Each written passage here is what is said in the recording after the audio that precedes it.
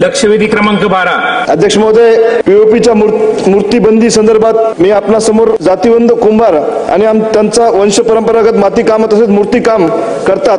सदर पारंपरिक धंद्याशिवाय त्यांना कोणतेही उत्पन्नाचं साधन नाही. परंतु आता केंद्रीय प्रदूषण मंडळानं पीओपीच्या मूर्तीवर बंदी घातलेली आहे. त्यात काही अंशी मुदत जरी दिली असेल तरी सुद्धा पीओपी मूर्तीवर कायमची बंदी घातल्यास त्यांच्या उपजीविकेचा प्रश्न तयार होतोय आणि बेरोजगारीच्या संदर्भात सुद्धा त्यांना खूप मोठी अडचण तयार होते.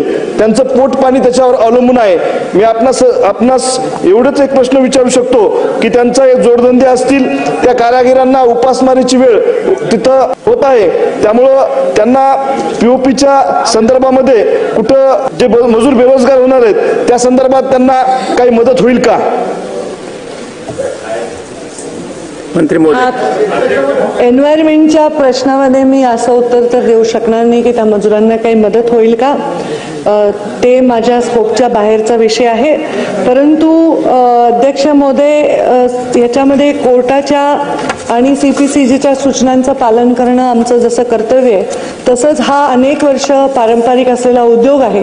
या उद्योगावर परिणाम न होता प्रदूषणाचेही नॉर्म्स राखले जावे यासाठी आम्ही काही उपाययोजना नक्की करत आहोत. आता मला आठवतं की याच्यामध्ये मी मंत्री झाल्यास बरोबर 21 जानेवारीला एक बैठक घेतली होती. अत्यंत विस्तृत चांगली 3-4 तास ती बैठक चालली. त्याचबरोबर आमदारांनी, काही सन्माननीय सदस्यांनी आणि सन्माननीय मंत्री अदिती तटकरे यांनी सुद्धा बैठक माझ्या दालनात घेण्याची विनंती केली होती. ती पण आमची छान विस्तृत बैठक झाली.